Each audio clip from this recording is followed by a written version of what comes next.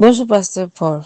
J'ai une question qui me fatigue. J'aimerais savoir, est-ce que les bisous et les caresses sont autorisés avant le mariage? La Bible dit de fuir l'impudicité. On t'a pas dit de résister. Mon ami, ça là, il n'y a pas fort dedans.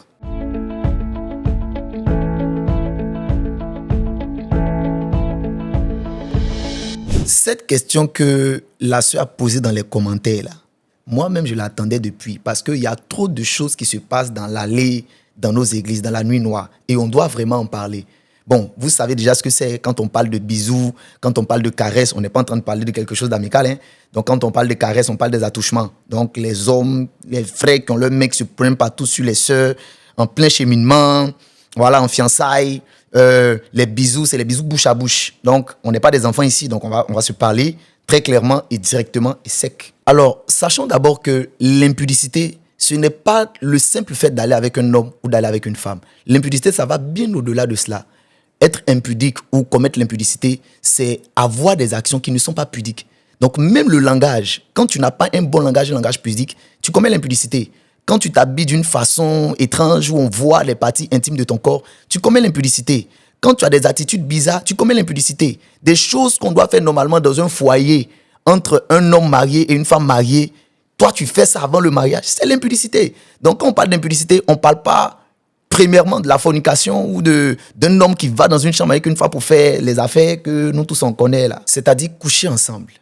Donc l'impudicité va bien au-delà du simple fait de passer à l'acte sexuel. C'est tout ce qui vient avant, depuis le commencement, les attouchements, les caresses, les baisers sur la bouche, tout ça c'est l'impudicité. Écoutez-moi bien, Dieu a dit à Caïn dans Genèse chapitre 4 verset 7, le péché est tapis devant ta porte, mais toi domine-le. Si tu ne domines pas sur lui, il va t'utiliser pour faire des choses que tu n'as pas envie de faire. Mon ami, le péché est couché devant ta porte.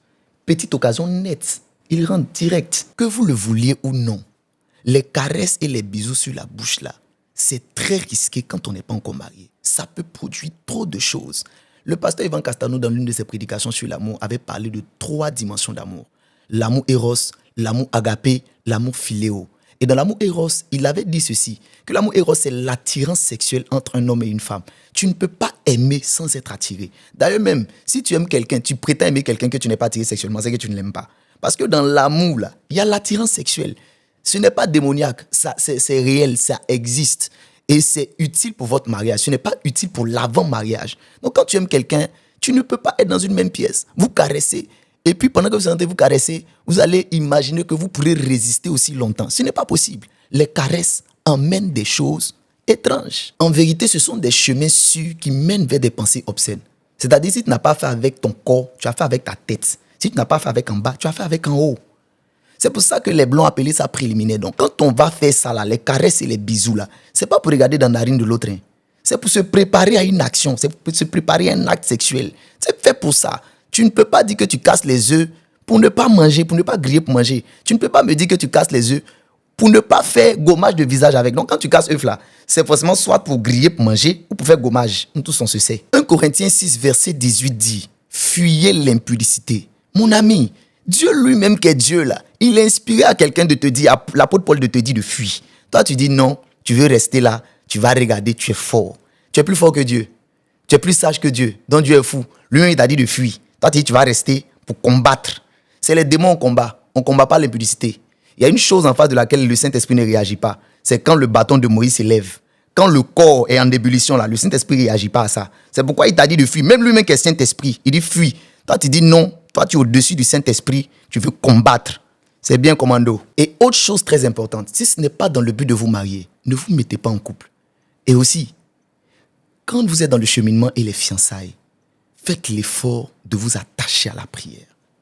Donc, au lieu de faire des amourettes, il faut que vous priez. Il faut que vous travaillez à fusionner, à vous comprendre. Parce que le mariage, c'est un jour de fête, mais c'est des dizaines d'années de réalité. Si vous ne priez pas, et si vous ne vous préparez pas à vous connaître réellement et profondément, il est très fort probable que votre mariage ne tienne pas dans le temps. Alors, à la seule qui a posé cette question, je te répondrai que non, on ne peut pas faire des caresses et des bisous avant le mariage. C'est un peu trop dangereux pour vous-même et ce n'est pas plaisant pour le Seigneur. Alors, si cette vidéo t'a fait du bien, partage-la afin qu'un plus grand nombre soit édifié. Et si toi aussi tu as une question choc comme celle-ci, n'hésite pas à la poser en commentaire. Nous y répondrons certainement dans l'un de nos prochains numéros. Bye.